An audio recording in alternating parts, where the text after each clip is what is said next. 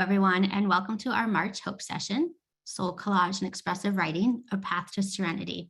I'm Heidi Parker. My pronouns are she, her, and I'm the Community Initiative Manager here at UCLA Arts and Healing, and I am your Zoom host today. This program is presented as part of our free Hope series, Healing Online for People Everywhere, which we created to support the resilience of our global community through social emotional arts. Each workshop offers a supportive space for connection, healing, and empowerment as we navigate the changes in our world. If you have previously attended a Hope session, welcome back. If you are new, thank you for joining today. We are grateful you are all here to create and learn together and grow together as a community.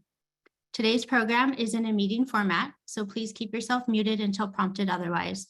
We are recording today's session. We will pause during sharing, and our presenter will prompt us when that happens.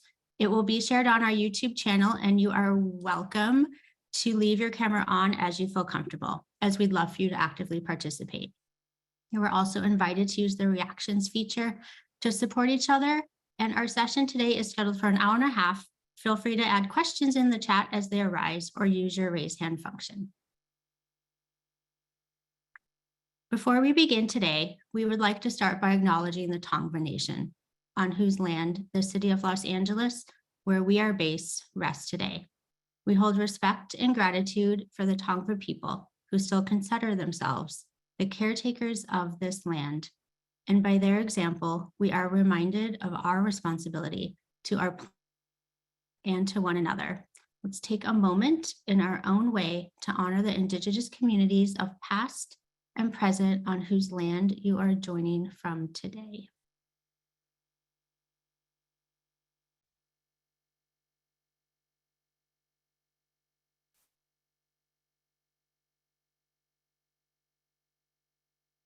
Let's welcome today's presenter, Kimberly Lee.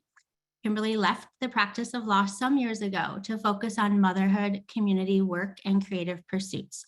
A graduate of Stanford and UC Davis School of Law, she is certified as a workshop facilitator by the Center for Journal Therapy, the Center for Intentional Creativity, SoulCollage, and Amherst Writers and Artists. She serves on the board of directors of the latter. She has also led workshops at numerous retreats and conferences and is a teaching artist with Hugo House, Loft Literary, and Literary Arts. A former editor and regular contributor at Literary Mama, Kimberly has served on the staff at Carve and Friction magazines. She trusts in the magic and mystery of miracles and synchronicity, and she believes that everyone is creative and has unique gifts to share. So welcome, Kimberly. Thanks so much, Heidi, for that beautiful introduction. And thank you to you all for being here. I'd like to wish you a happy St. Patrick's Day to all who celebrate that, and wishing you the best of luck today and all days. And also thank you to UCLA Arts and Healing for this opportunity to present to you today. What I'd like to share with you today is kind of a four-leaf clover in the form of expressive writing practices and soul collage that have helped add to my own well-being. And hopefully you will have some takeaways at the end that will contribute to yours that you can work with. And we'll start with some short differentiated expressive writing practices. And expressive writing is simply journaling that may go beyond the way we traditionally think of journaling and diaries, as they are short, distinct practices that I'll share with you today that have helped me in clearing the way for creativity in larger projects, allowing me to access my own wisdom. And they are process writing. So our focus is on participating in the process, the actual doing and writing, not being concerned with the finished product other than what we can learn about ourselves for ourselves. And so I have been doing these practices for a while.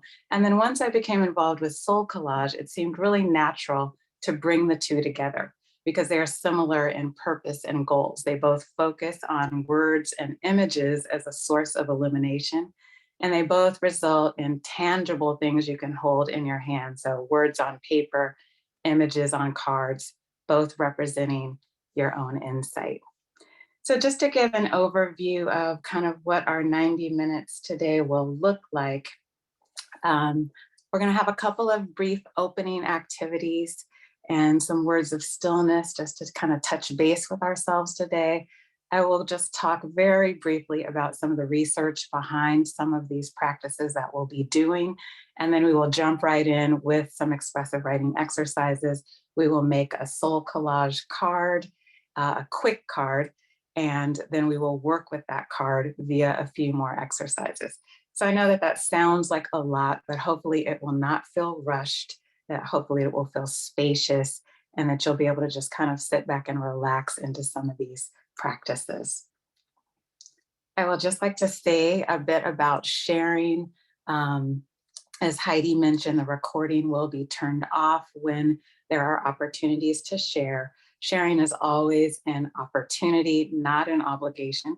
And any comments that you receive from me and anyone else here will be just what stood out, what resonated, and we are just here to witness and affirm your experience. I'd ask that we abide by the CARE guidelines, which is confidentiality, feeling free to talk about your own experience, but not sharing the experience of others without their express agreement. Acceptance, which is just giving each other unconditional positive regard and doing our best to accept each other without criticism or judgment. Respect, allowing for diversity and differences in culture, process, opinion, and style. Empathy, in that we hold our own work and each other's very gently with compassion. There is no way to do any of these things that we'll be doing today wrong. So just give yourself permission to have fun. And then just to offer positive feedback and support of one another when there's a chance to do so, encouragement, and just uplifting one another. So having said that, I want to share with you this wheel of emotions and ask you to maybe take a look at that. It's pretty comprehensive. And write down 3 feeling words, 3 words that you are feeling right now. You might refer to that as a reference, or you might already know exactly how you feel. And just jot down 3 words.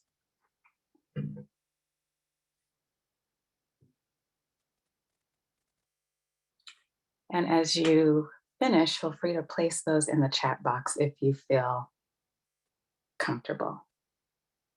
And I will see if I can make that bigger.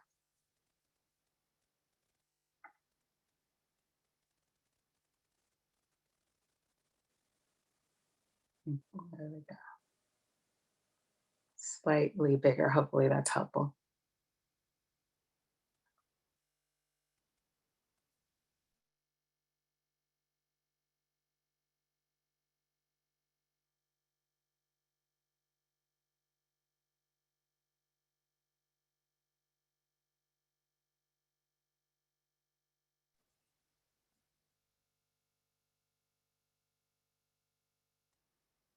And there are a waterfall of beautiful emotions coming through in the chat box.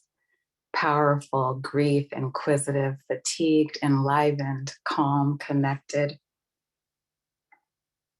interested, tired, joyful, sensitive, hesitant, fragile, reflective, curious, creative, lonely, content, enchanted, vulnerable, optimistic, achy, stressed, but open, proud, busy, and curious, worried, confused, connected, inquisitive, thankful. Thank you. So I just ask you now to just set those aside just for a moment. We are going to revisit those shortly.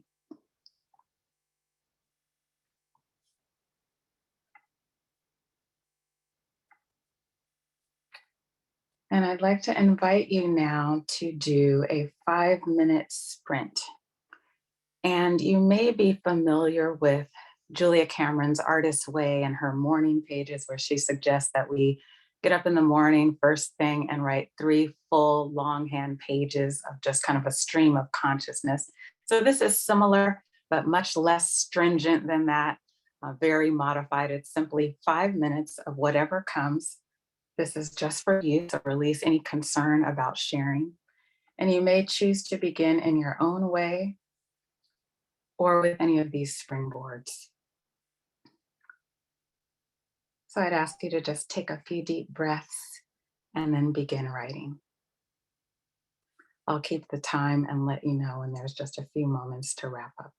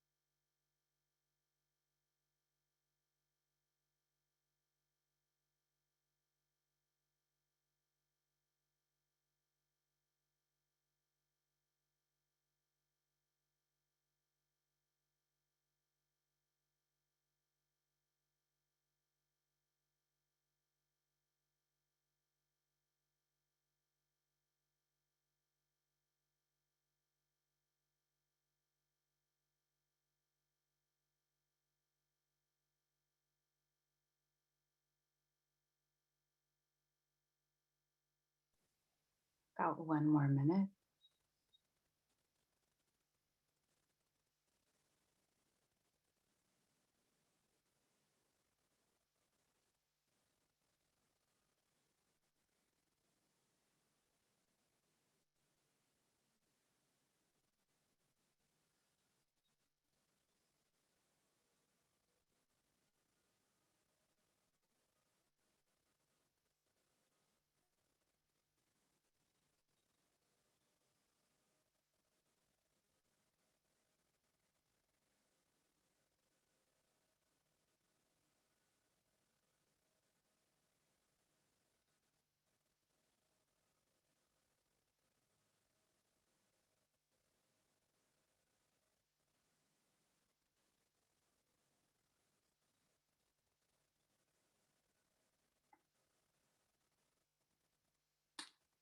And finding a place where you can bring that current line to a close for now.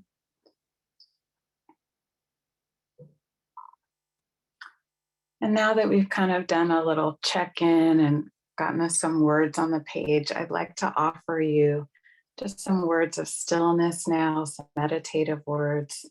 So feel free to close your eyes or soften your gaze, whatever feels comfortable. And feel your feet on the ground. Notice the way they gently press into the earth. Remind yourself, I am here. It is now. Feel the fullness and heaviness of your entire body. The weight of it is gently drawn downward. Let the body rest, melt, sink, fall into gravity's unconditional embrace. Notice your breathing, how the belly rises and falls as it empties and refills. Feel how deeply rooted the breath is in the present moment. Begin to notice any bodily sensations. If there is tension, tightness, contraction, or ache, fully allow these sensations. Soften into and around them.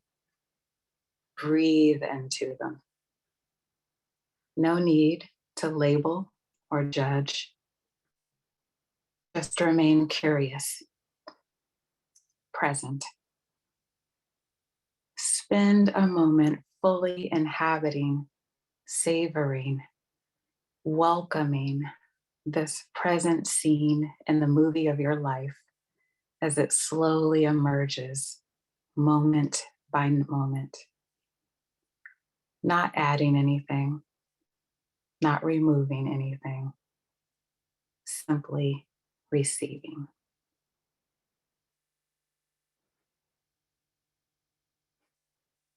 And when you feel ready, maybe take one more deep breath and open your eyes.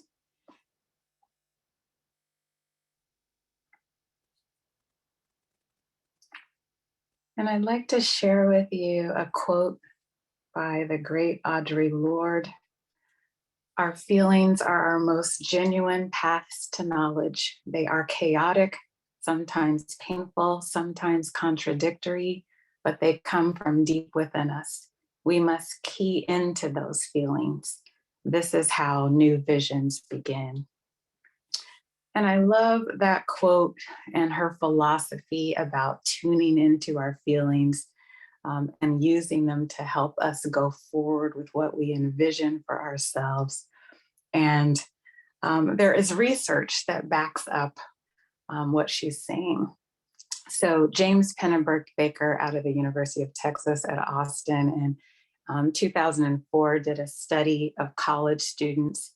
He had them write for 15 to 20 minutes per day for just 4 consecutive days about something troubling. And then the first day they told the story. The second day they deepened the story.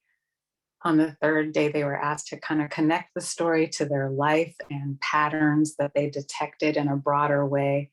And on the fourth day, decide what to release from the story.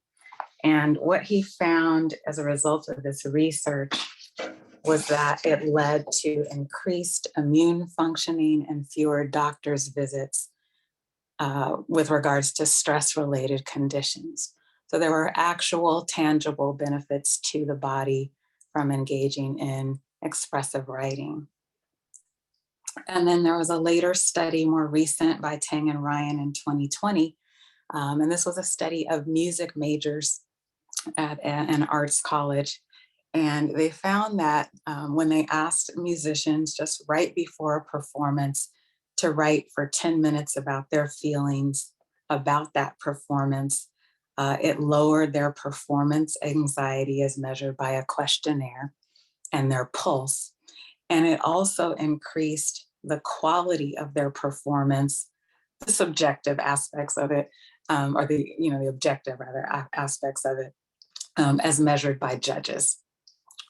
And then finally, there was a study done in 2021, and this pertained to SoulCollage, where a group of women were directed through the SoulCollage process as a self-therapeutic method, and the power of images helped them access unconscious material and give it form, which was helpful for further exploration and integration.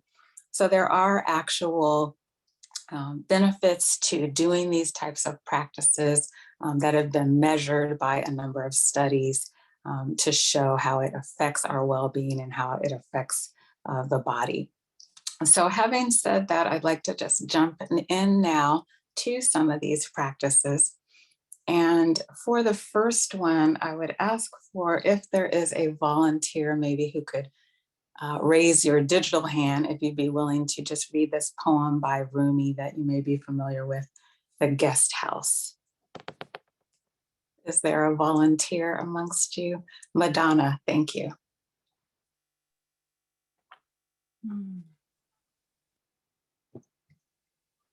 This being human is a guest house. Every morning, a new arrival, a joy, a depression, a meanness. Some momentary awareness comes as an unexpected visitor. Welcome and entertain them all, even if they're a crowd of sorrows who violently sweep your house empty of its furniture. Still, treat each guest honorably. He may be clearing you out for some new delight. The dark thought, the shame, the malice. Meet them at the door laughing and invite them in. Be grateful for whoever comes, because each has been sent as a guide from beyond. Thank you so much, Madonna, for that beautiful reading. It was like a lullaby listening to that, very soothing. Thank you.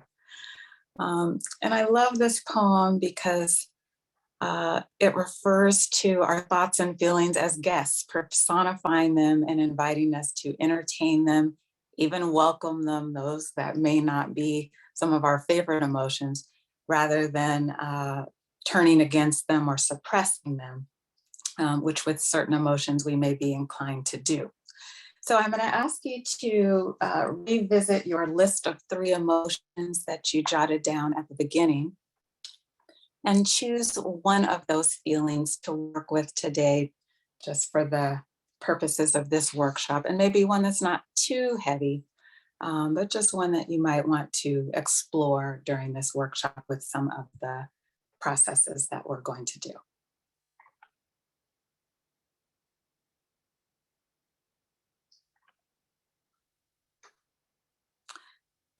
And what we're going to do with this feeling is turn it into a character. So we're going to imagine that this feeling is a person with an appearance, a wardrobe, some emotions and motivations itself, a history, actions, behaviors, preferences, kind of a way of being in the world. And we're going to kind of write about that. So I'd like to give you just a couple of examples before I send you into that. And I would love 2 volunteers for these 2 emotions. And just raise your digital hand if you're willing to help us out. Linda B for the first one, and is there a second? Lupe, perfect. So Linda B, if you could read us about worry, please.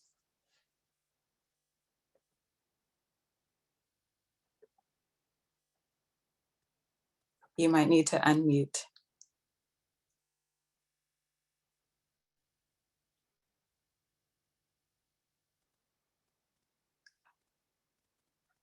I can't see you. We can't hear you. Worry has written the definitive work on nervous habits. He etches lines on people's foreheads when they aren't paying attention. He makes lists of everything that could go wrong while he is waiting for the train. He is sure he left the stove on. He is terrified of the unknown. Mhm. J. Ruth Gindler's Book of Qualities. Thank you, Linda. And then I believe it was Lupe who was going to read the second one. Let me just make it go to that page for one moment. Okay.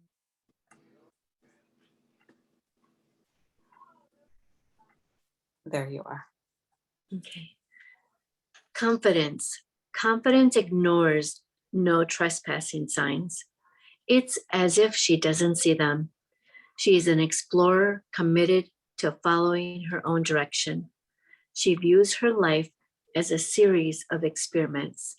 She views her life,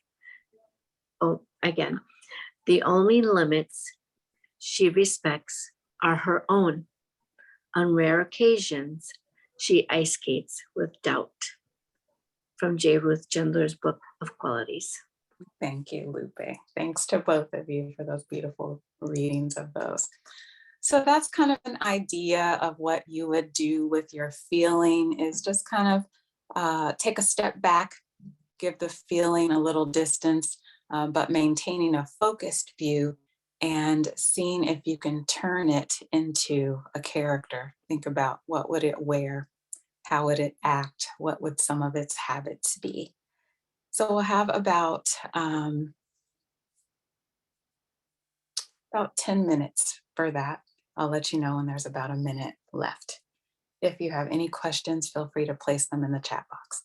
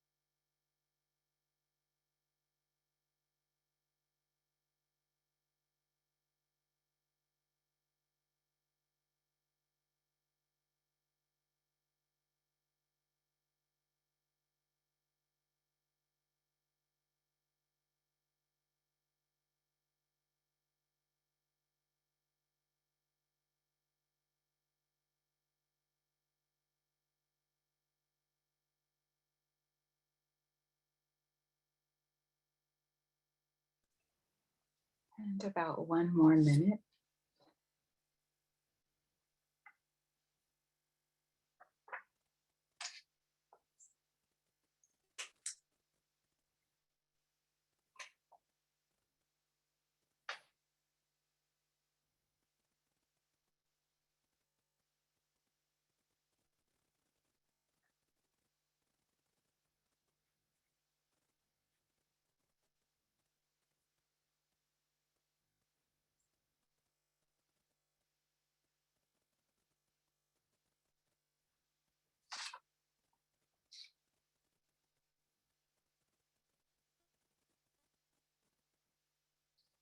And finding a place where you can bring that little character to a close just for now.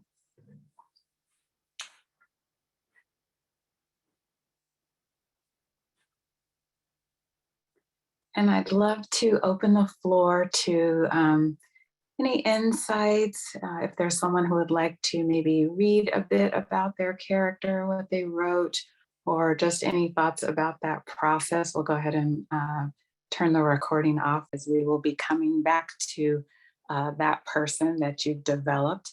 And I want to just now take us into Soul Collage. So hopefully everyone has the supplies that were on the list on the website. And I just want to talk briefly about Soul Collage and tell you a little bit about the method. This may be review for those of you who are familiar with it, but it is a wonderful method. It was developed by Sina Frost, who is a psychotherapist. And it's an expressive arts method for self-discovery and self-awareness. And it uses the 3 I's: intuition, imagination, and images, to help us access, explore, and embrace the inner wisdom that exists within us all. And so the premise is that by being open to the wisdom within, we can become more aware of our gifts and strengths and celebrate them, and also of areas that we might consider to be blind spots or things that we might wish to see growth in. And so this process allows us to answer our own questions, to kind of to be our own oracle, because often we are the best experts of our own lives. And her idea was that if we can tap into that wisdom, which is our birthright, about how to best handle emotions and situations, we can be our own cheerleaders and kind of go forward with the confidence that comes with self-awareness. The prominent psychologist Carl Jung, which this process is largely based on, said, often the hands will solve a mystery that the intellect has struggled with in vain. And so this process is based on the notion that we are attracted to images that mirror what's inside of us. And that by placing the images intuitively on cards and letting them speak to us through various journaling practices, we access insight and creativity through a different, more right-brained route. And it is really our own wisdom speaking to us, even though we are speaking through the images. And so the different cards that we make, and you can make them intentionally, and I'll show you a few examples, or intuitively. We're going to make kind of an intuitive one today, represent various aspects of ourselves. And ultimately, you would have an entire deck of cards that represent all the many parts of yourself. For journaling, for meditation, you may ask questions of cards on specific issues that you'd like to explore and see what comes. And again, that wisdom is really coming from yourself. And the cards can be really just simply a reminder of all that you hold within yourself. And what I have about 200 cards that I've made now, and I've journaled with them in one book. So I have kind of a book of wisdom, my own volume of wisdom that I can refer back to bolster me. And they are affirmations that came from me, and they were by me, and they are for me. And then the cards are visual, tangible representations that you can hold within your own hand. So I'd like to just share a few cards with you. And the cards can be named, and then placed in suits. So similar to a deck of playing cards where you have hearts and diamonds and spades and something else. You would have them in suits if you choose. And so one of the suits is the community suit. And this card is one that I made and labeled Ancestor, which is, this is a photo that I found like in some publication, but who represents a woman in my family tree, maybe back in definitely another century. And she is a part of me. That person is a part of me. And the community suit then represents people, mentors, could be public figures who have impacted us and therefore are a part of us. And then the committee suit, which represents the roles we play in our day-to-day lives. So that could be mother, teacher, engineer, maybe we are an extremely organized person, all of those qualities and roles that we play.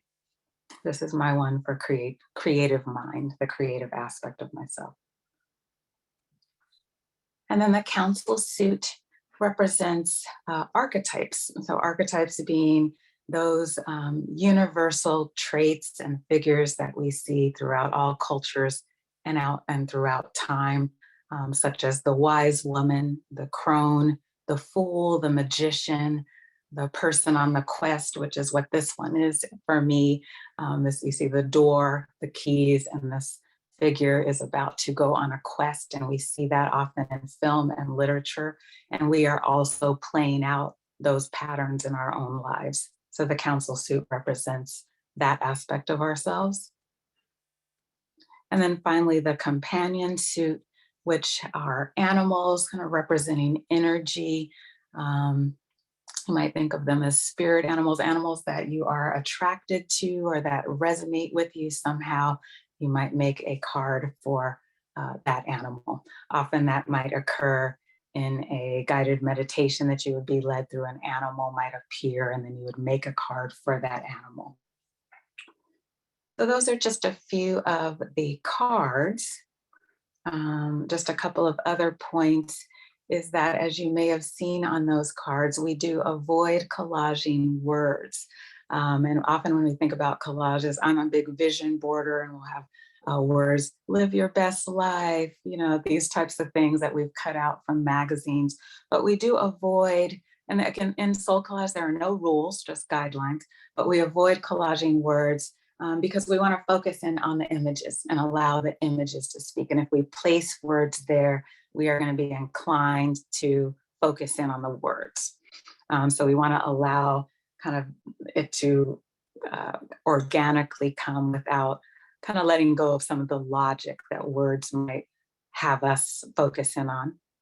And you may ask why you were asked to bring kind of a 5x8 card. And of course you can make a collage on any size, but the 5x8 was chosen by the founder, Sina Frost, because it forces us to kind of make some choices and to kind of distill the energy that we want to work with in terms of the card and what we want to focus on in the card and work with, whether it be an emotion, a quality, a person from our community suit, and distill that down to the essence of it. And so that size kind of forces us to make those types of choices.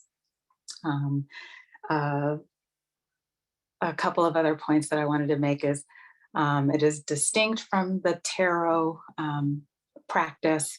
People ask me that often because these are individual cards that are made by you. So they are like fingerprints or snowflakes.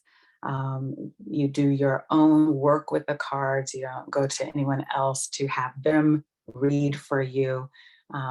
You are unlimited in the number of cards that you can make. So I'm aware of someone who has 1,000 cards representing all these aspects of herself. And the cards are also for personal use. So we tend to not sell the cards or post them. If you were to look at my website, the cards I have posted are using copyright-free images, and as are the ones that I shared with you today. But I often most of my cards are made from magazines, and those I do not post because I'm unable to give credit to the artists who did that photography. So those are just a light kind of introduction to soul collage. And I would say that the key to the authenticity of this process for you is to really do your utmost to let go of aesthetic judgment about whether the card looks good or whether it's a pretty card or what someone might think about the card, which I know is a tall order in a society where we're asked to constantly assess and evaluate and judge things at face value. So I just would ask you to kind of, when you're working with these images, to kind of just make that valiant attempt to let go and just have fun. Your card will be for you and you alone, and just to follow what intuition is calling you to create. So any questions that I can answer? Otherwise, I'm going to start directing you through the process of making a soul collage quick card, which is a card that you can make in 15 minutes or less. Any questions? I'm looking for to see. Jamie, did you Yeah, have a Jamie. question?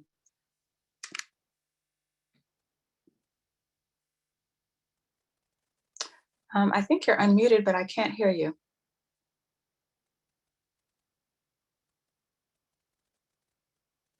Not yet.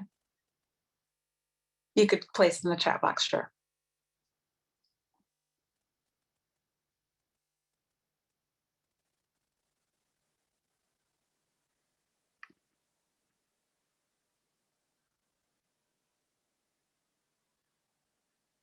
And so while I'm waiting for her to do that, what I would ask for you to do is now take your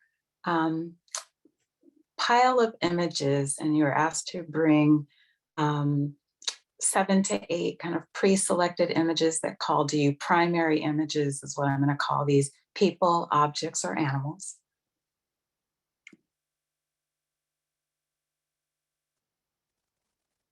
And then I see Jamie's question in reference to the suits. Do we choose our own? So there are 4 suits if you're following the soul collage method: community, companion, committee, and council. And then you would name your card. And if you choose, you could place them into one of those 4 suits based on, generally I journal and work with the card and later decide its name as well as which suit it goes into. Absolutely. So taking your primary images, I'd like you to just flip through that stack of images and select one that you'd like to work with today.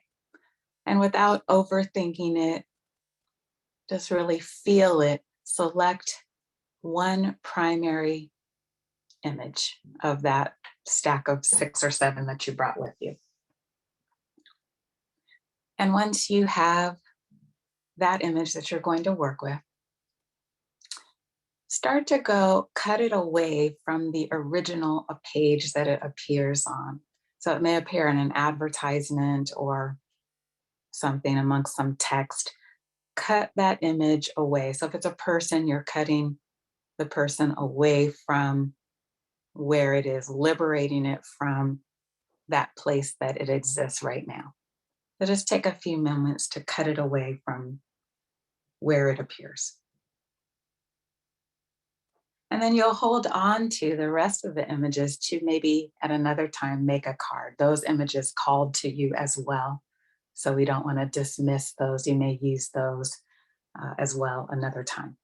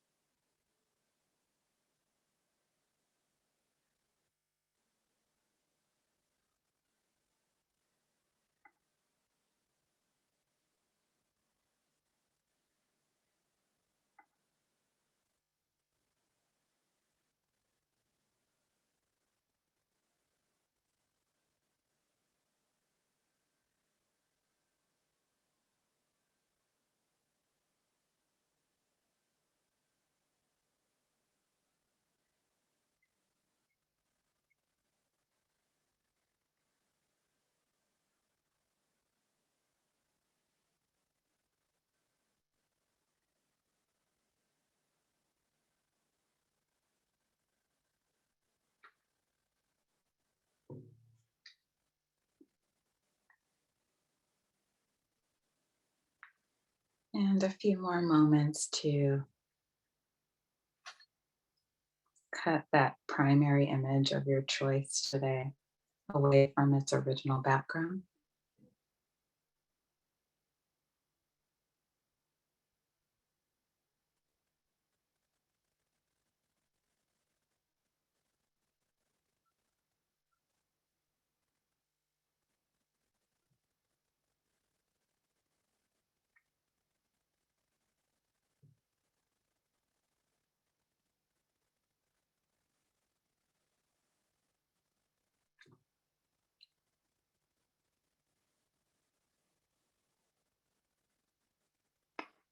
And now taking that image,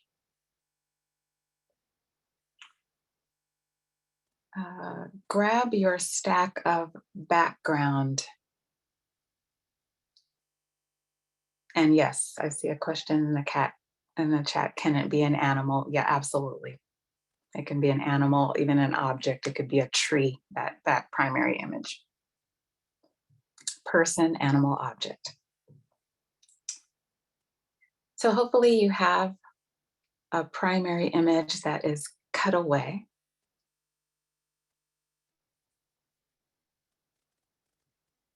And you're going to take your stack of potential backgrounds now.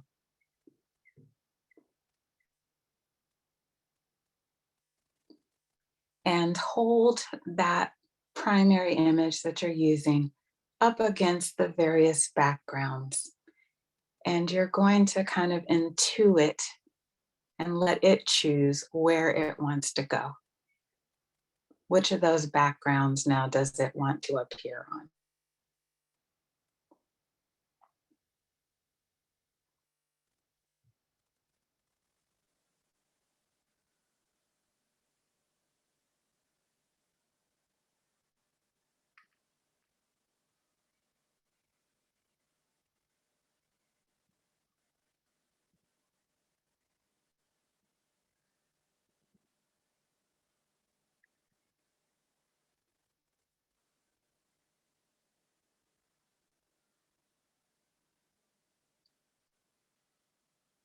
And once you have the images that you're going to work with, meaning your primary image and your background, you can go ahead and glue that background down onto the base that you are working with, and then glue the primary image onto the background in the position and place that you'd like it to go.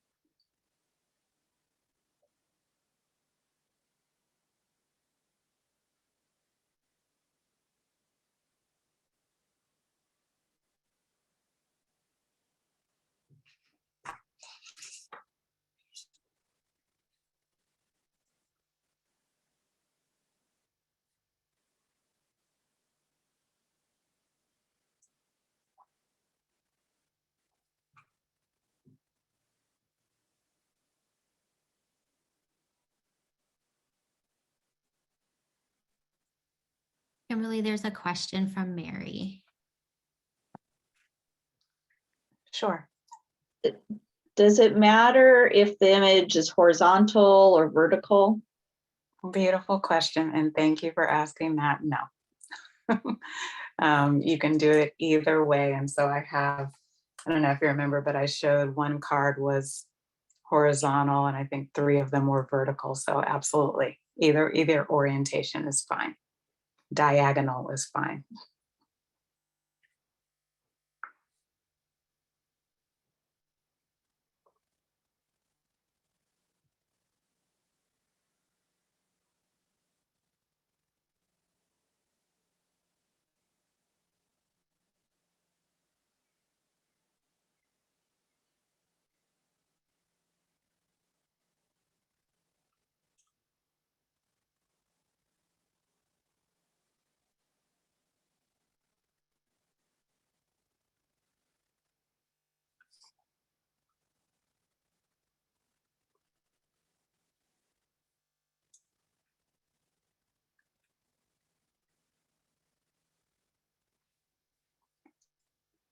And so hopefully you have now a quick card soul collage that you can work with.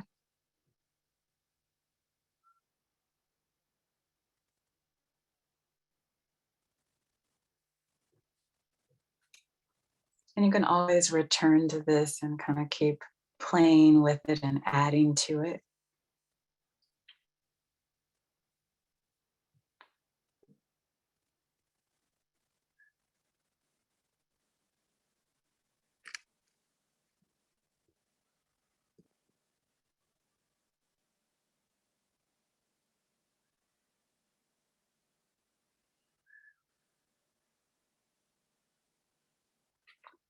So what I'd like to have us do now is allow this image to introduce itself.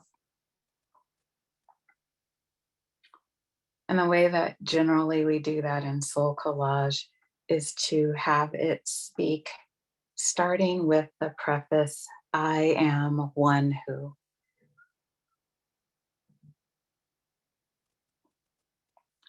So I'm going to ask you to look at the image on your card.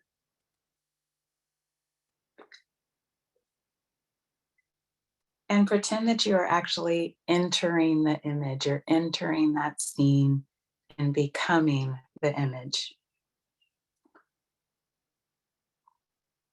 And you're going to just maybe write 1 to 2 sentences, allowing that image to speak and say, I am one who, and see what it has to say.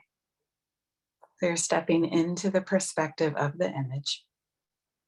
So if it's a woman wearing a red dress, rather than saying this is a woman wearing a red dress, you're saying, I am one who wears a red dress, and so on and so forth. So take a few minutes to write maybe 1 to 2 sentences beginning with, I am one who, focusing in on that primary image and the background it appears on.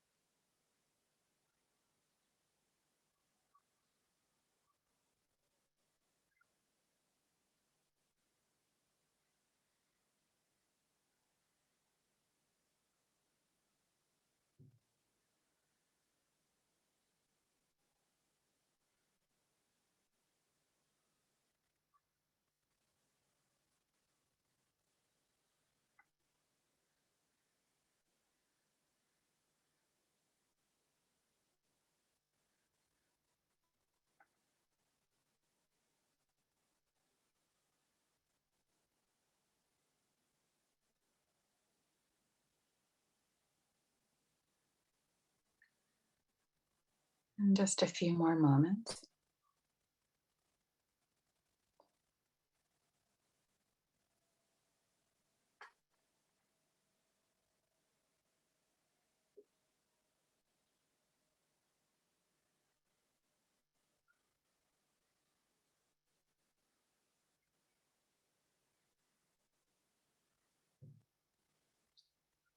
And starting to wrap up those introductory sentences.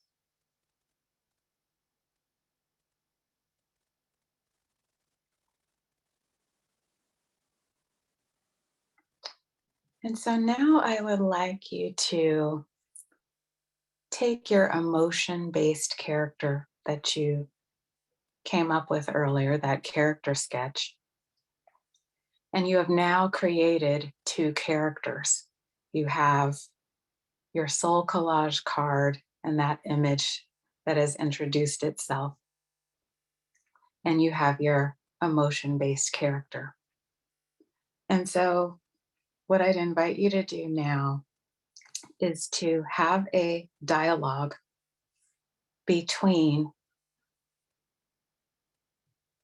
and this is not, okay, it doesn't say what I want it to say. You're imagining a conversation between the image on your soul collage card and that emotion-based character. So I need to correct that there. So it is going to be a two-way dialogue where you're going to play both parts, but allowing each party to speak candidly. And these are some conversation starters that you might use to begin that dialogue. So that character sketch emotion is going to speak with your soul collage image in this dialogue.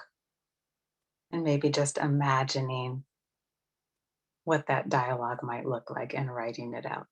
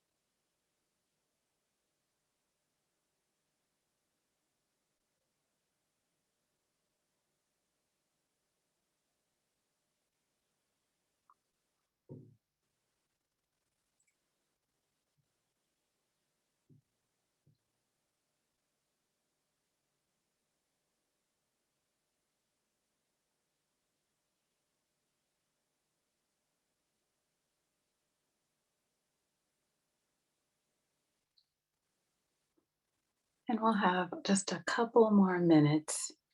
And I invite you to, as you start to maybe bring this dialogue to a close, um, give a silent thanks to both of those characters for their time and counsel, and maybe ask for a piece of bite sized wisdom to take from this exchange, maybe a sound bite that they might give you to take just for today from this exchange.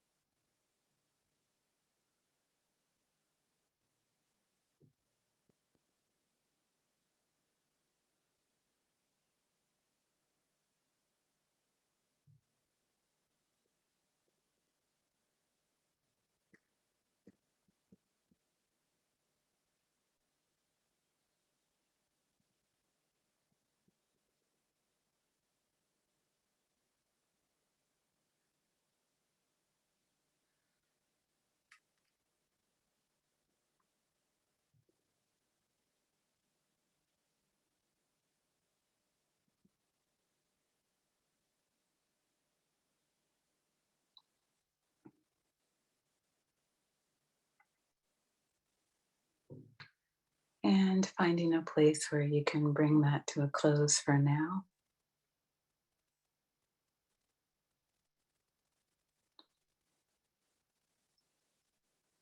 And I'd like to invite folks to, if you would like to share the sound bite, the little bite sized piece of wisdom maybe that you received, or if you'd like to say just a little bit about what this process was like. We have just a few moments for a few people to share if you'd like to do so. I see Carol in the chat, and then maybe a couple of other people if you'd like to raise your digital hand. But Carol, you go ahead. Respect your time. What I would love to do now is bring you full circle, both literally and figuratively, back to the wheel of emotions. I will put that up on the screen.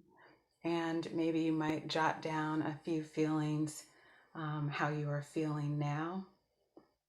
Feel free to place those in the chat box.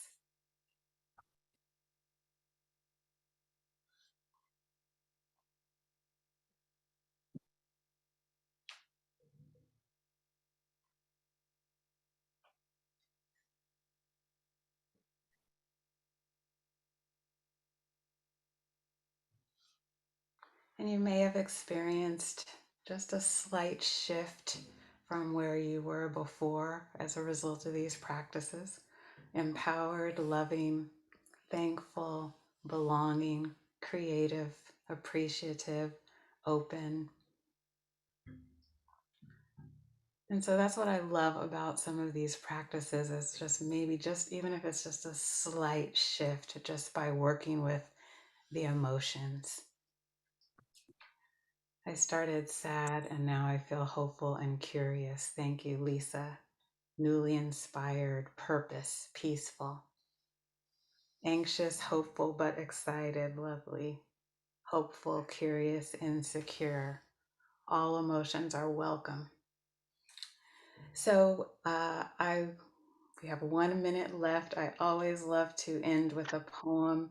And then I believe Heidi has a couple of announcements.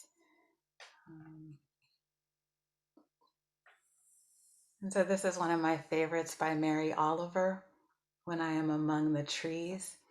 And I hope that you have maybe received some, this is not the poem yet, I hope you've received a few words, just some practices to explore further and just to delve into a little bit more to add to your self-care repertoire.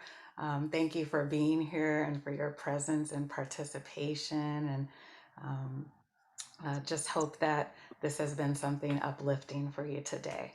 So, when I am among the trees, when I am among the trees, especially the willows and the honey locust, equally the beech, the oak, and the pines, they give off such hints of gladness. I would almost say that they save me, and daily.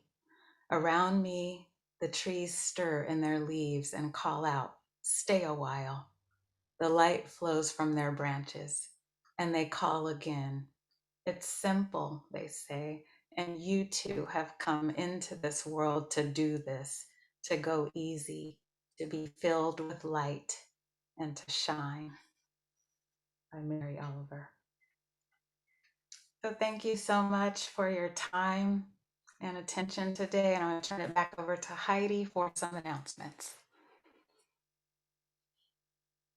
I just would like to share just immense gratitude to Kimberly for leading us through this supportive Soul Collage session today.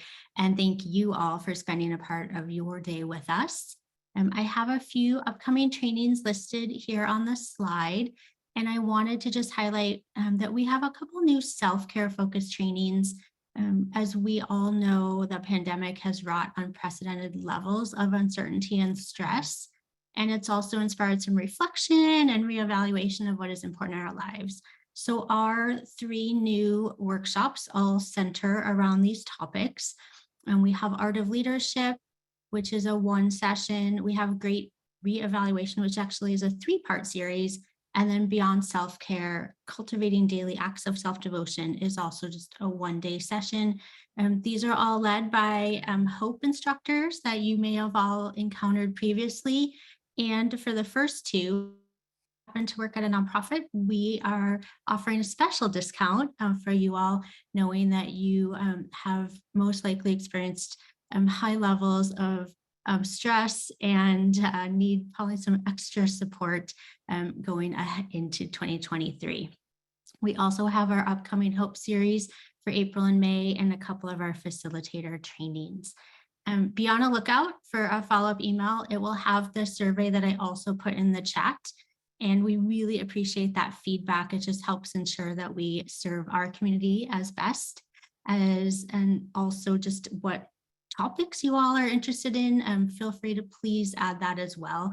And when you are taking that survey, we hope you have a wonderful weekend. We look forward to seeing you at a future Hope workshop. And again, just gratitude to everyone for being here and joining with us today. Thank you.